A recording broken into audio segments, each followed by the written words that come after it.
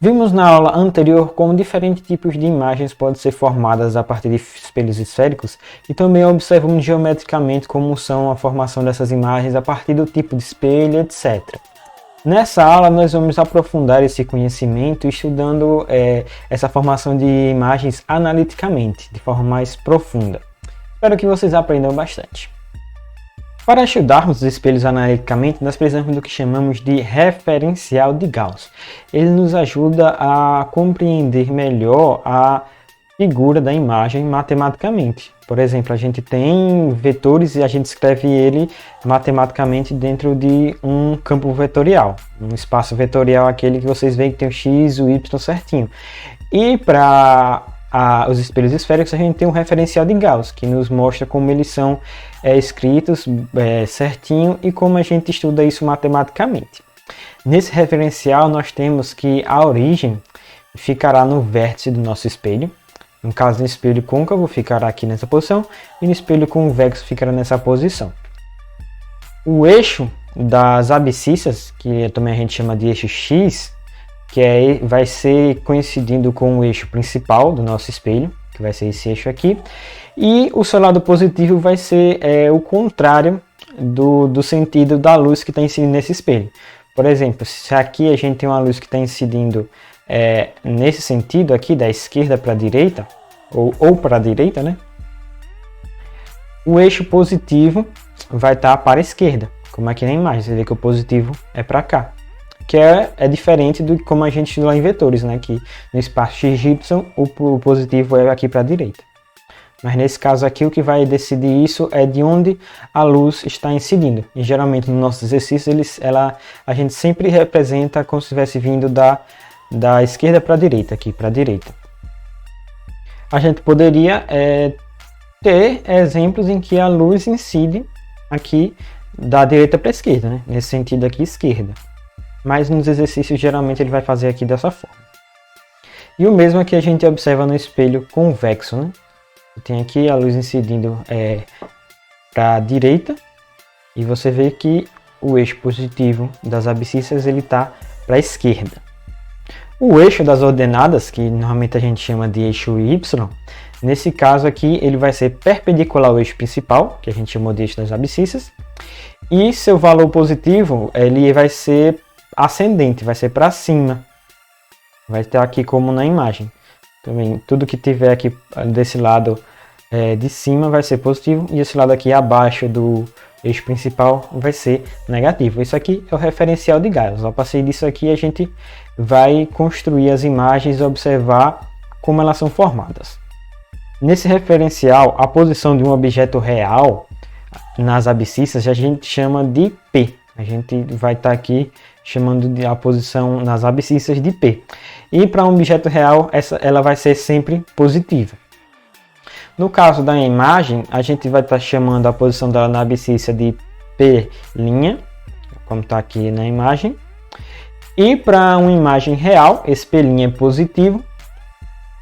E para uma imagem virtual, esse P' é negativo. Observando aqui na imagem, isso diria o quê?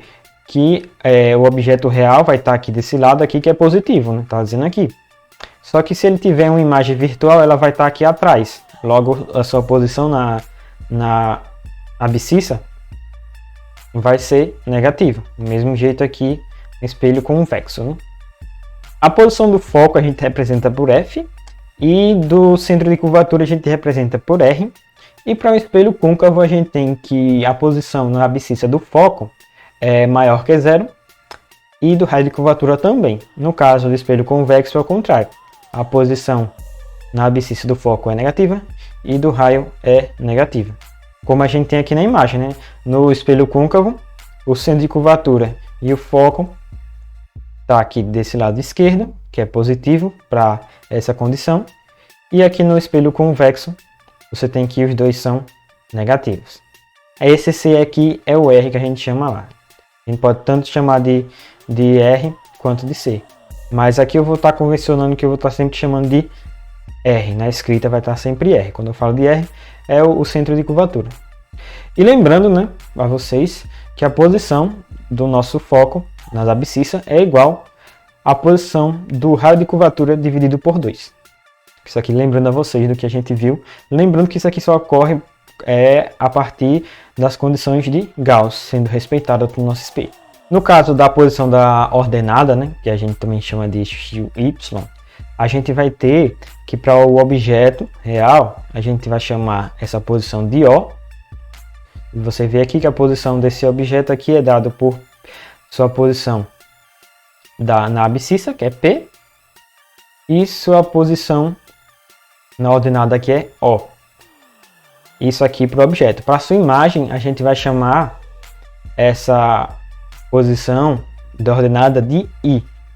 E a partir dos valores de O e de I, a gente pode classificar essa imagem. Aqui nesse caso, nós temos que esse O seria positivo, né, que ele está acima do eixo principal, e o I seria negativo. Quando a gente tem essa situação, que a gente tem um positivo e o outro negativo, nós dizemos que essa imagem aqui vai ser invertida. Do contrário, quando os dois estão no mesmo lado, nesse caso aqui positivo e positivo, nós dizemos que é uma imagem direta. Se os dois estivessem embaixo também, ia ser uma imagem direta. O importante é o sinal estar igual, isso será uma imagem direta. Existe uma relação entre a abscissa do objeto, da imagem e do foco. Ela pode ser obtida através dessa imagem aqui, que a gente vai analisar melhor. A gente tem aqui um objeto, né, AB, e aqui a gente tem aqui sua imagem, a B'. Nós temos aqui alguns triângulos. Observando esse triângulo e esse triângulo, a gente pode dizer que eles são semelhantes. Você vê aqui que esse ângulo aqui é igual a esse ângulo daqui. E isso nos indica o quê? Que esse valor daqui, que é a linha B', vai dividido por esse valor daqui, desse cateto daqui, que é a B, vai ser igual a esse cateto aqui do triângulo, dividido por esse cateto aqui do triângulo. Esse cateto aqui, nós vemos aqui que essa posição é dada por 2F, que é o centro de curvatura, né? Que é igual a 2 vezes o foco, a distância do vértice até o foco, né? E esse início aqui é a abscissa da imagem. Ou seja, essa posição aqui é 2F menos P', como está aqui. E essa daqui, esse início aqui, é a posição do objeto, P, né? E esse final aqui é 2 vezes o foco. Ou seja, vai ser P menos 2F. Beleza, né? Observando aqui essa região 4, a gente tem o quê? Que se a gente considerar as condições de nitidez de Gauss, isso aqui seria um triângulo. Porque para a condição de nitidez ser satisfeita, isso aqui ia estar bem juntinho dessa reta aqui, não ia estar tão circular como está aqui, para a condição ser satisfeita. Você lembra lá que tem que ter um ângulo bem pequeno. O ângulo do centro de curvatura aqui tinha que ser bem pequenininho. Eu falei lá que tinha que ser menor que 10 graus. Aí nessas condições isso aqui estaria bem rente a uma reta aqui. Isso faria com que essa região 4 aqui fosse um triângulo retângulo. E esse triângulo retângulo ia ser semelhante a essa região 3 aqui, que também é um triângulo retângulo. Você veria que esse ângulo aqui é igual a esse ângulo daqui. Eles seriam triângulos semelhantes.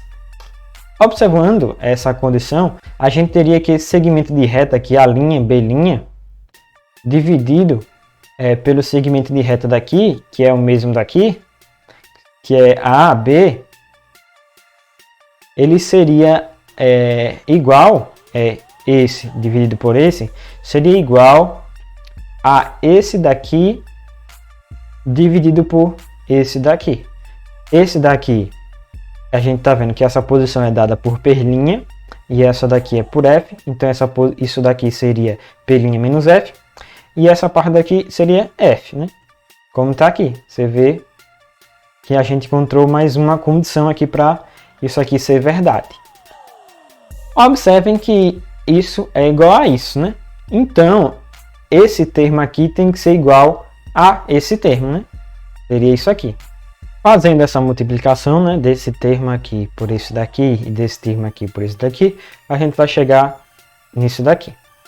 Parece ser estranho para vocês, né? Mas se vocês observarem, isso aqui vai diminuir bastante.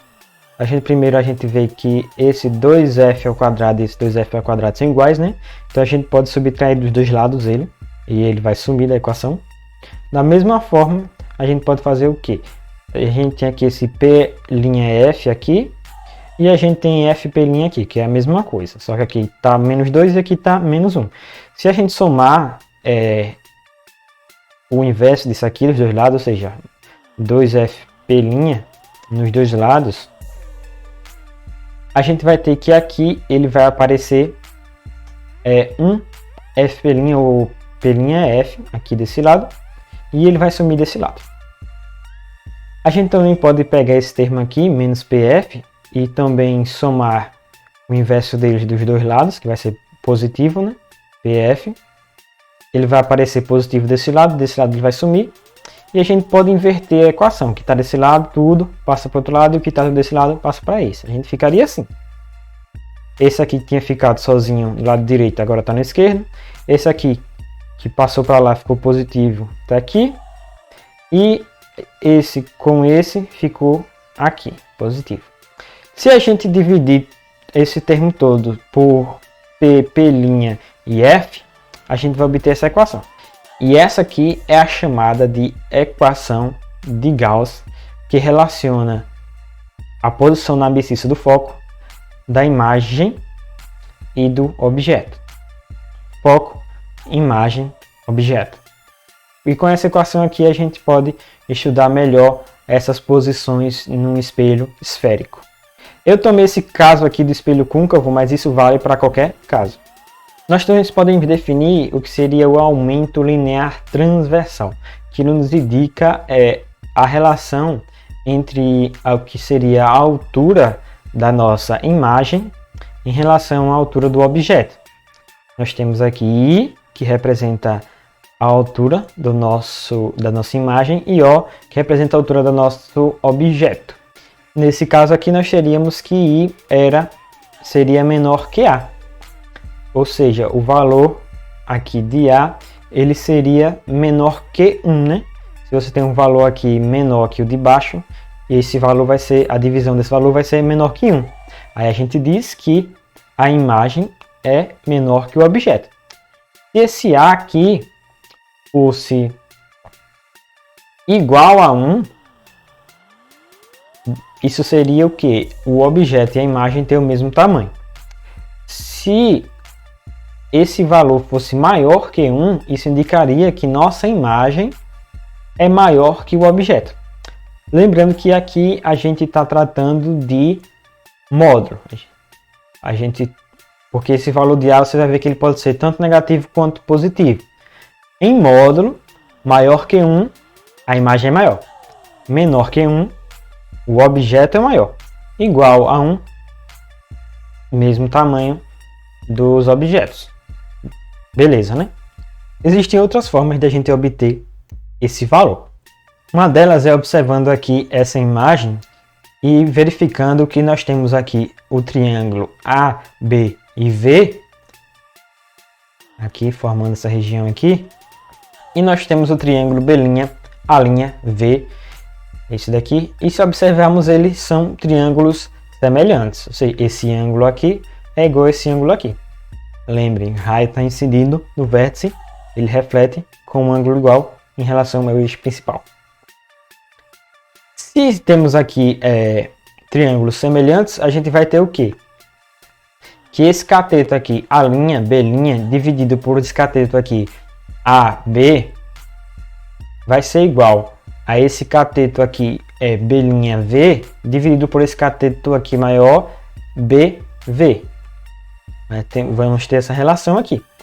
Mas se vocês prestarem atenção, A', B' é o nosso I, e nesse caso aqui a gente vai dizer que ele vai ser menos I, por causa da nossa convenção de sinal, do nosso referencial de Gauss. E a B é o nosso O, que é a ordenada do nosso objeto. B'V, que é isso daqui, é a posição na abscissa da nossa imagem. e BV é a posição da abscissa do nosso objeto.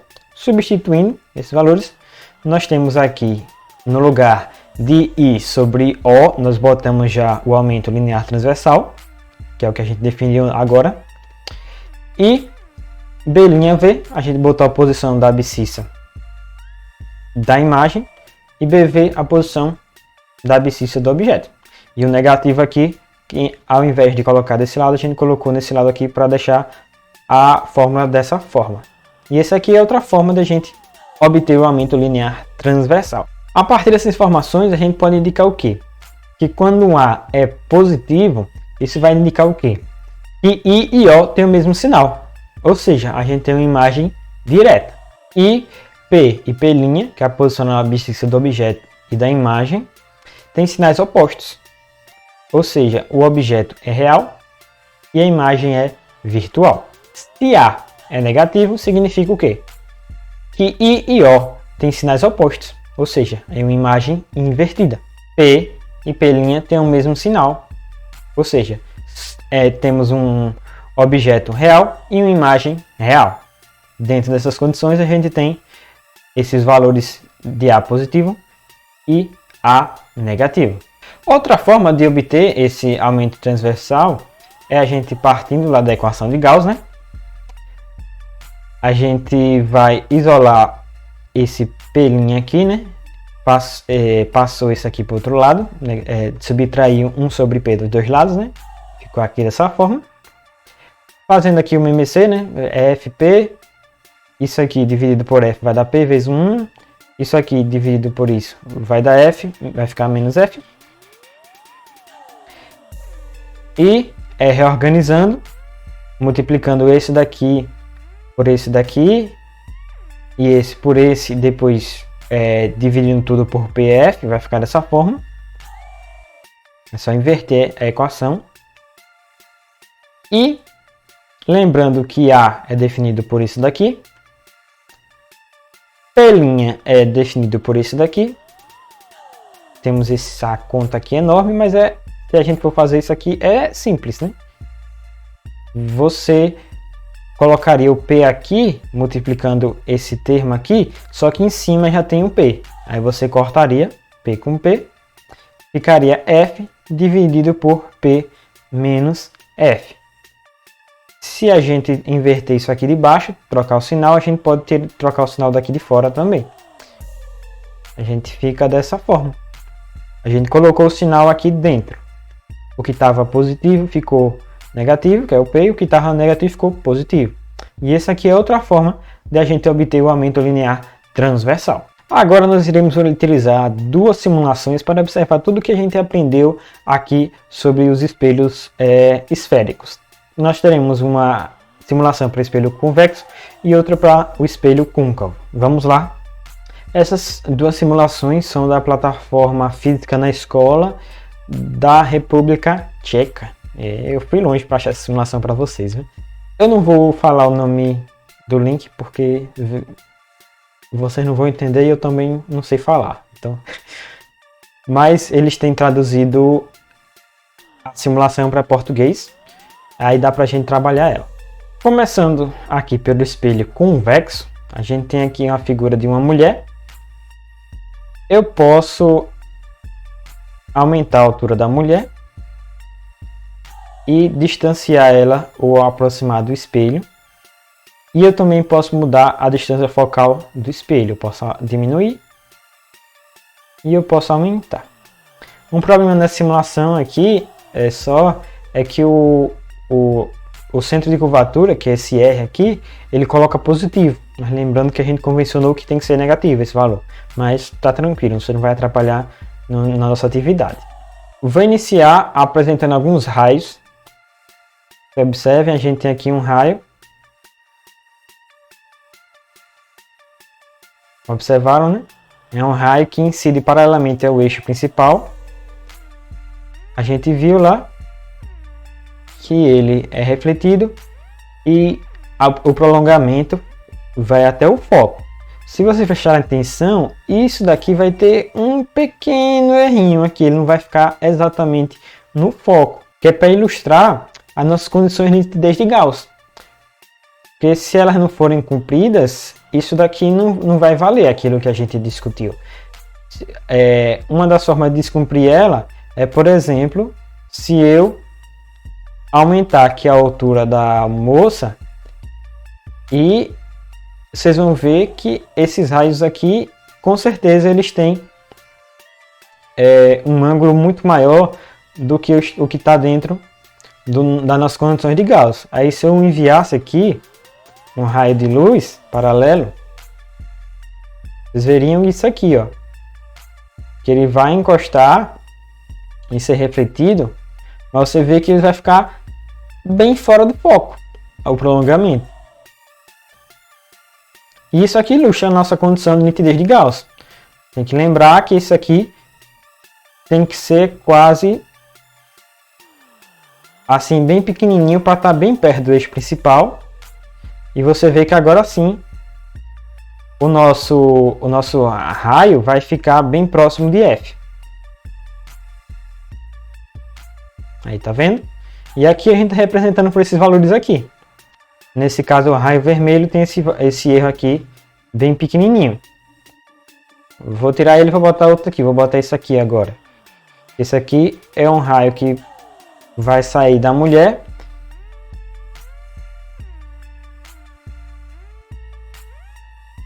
Numa posição onde a reflexão dele seja paralela ao nosso eixo principal. Nós temos aqui esse caso aqui, né? Pegando outro aqui, a gente tem esse verde.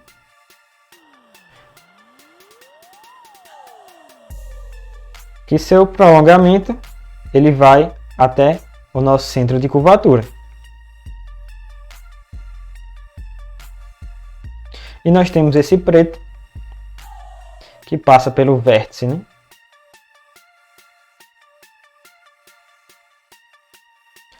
Se pegarmos todos os raios,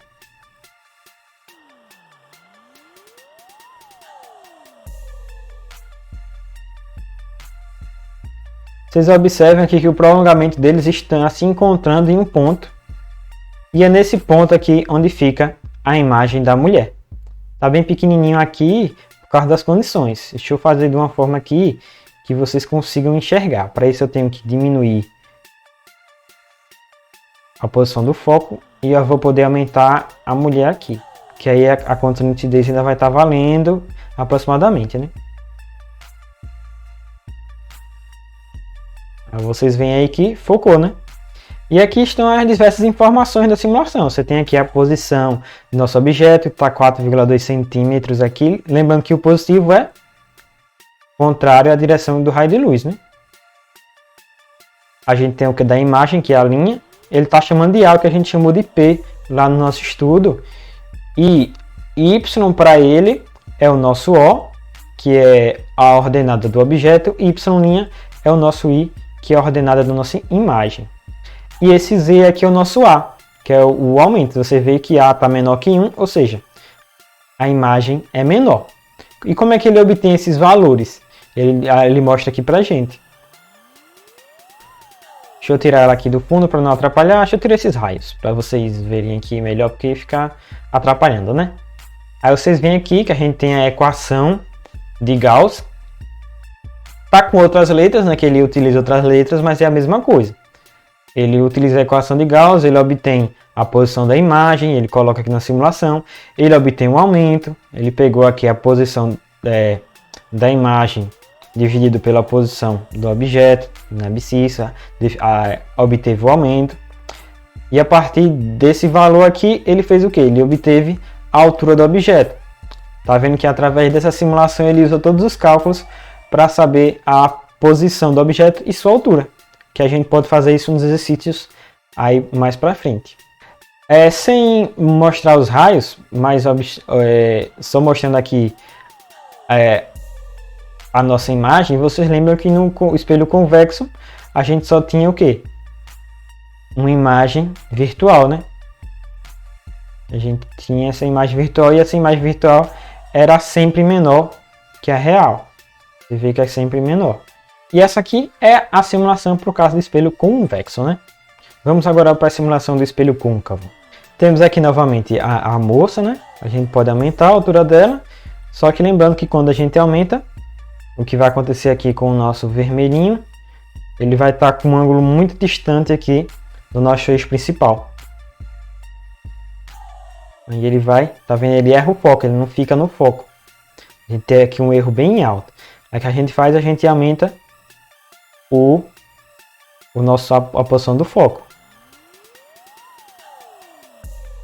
E diminuímos o erro. Agora a gente tem uma imagem o quê? Que ela está entre o vértice e o foco. E aqui é que a gente pode observar o que a gente viu lá, que era as possibilidades de imagem no caso do espelho côncavo. Vou mostrar só a imagem da mulher. Ela está ativada, vocês não estão vendo, né? Mas por quê? A gente vai ver o que? A formação de uma imagem virtual, né? Que a gente viu quando a gente tem uma imagem entre o foco e o vértice, a gente vai ter uma imagem virtual e maior e direita. Vou mostrar aqui os raios para vocês terem uma ideia.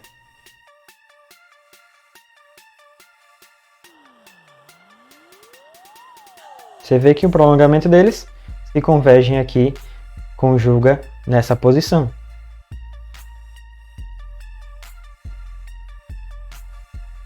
Agora, a imagem no foco, vocês lembram lá que não forma imagem nenhuma, né? Vocês lembram lá que a imagem no foco, ela não é conjugada. Aí você vê aqui que a posição que ela aparece é uma posição bem estranha, né? O negócio é muito longe. Você vê, estaria aqui a 9 metros de distância, né? Que nessa condição a gente poderia considerar que é o infinito, né? Nesse caso, né? Porque a gente está trabalhando com 10 centímetros e de repente o negócio está a 9 metros. Dentro desse contorno aqui a gente tem uma imagem, entre aspas, no infinito. A gente viu também que quando ela está entre o foco e o centro de curvatura, vou afastar aqui para vocês verem melhor. Vou colocar ela para cá. Vou diminuir para ver se ajuda.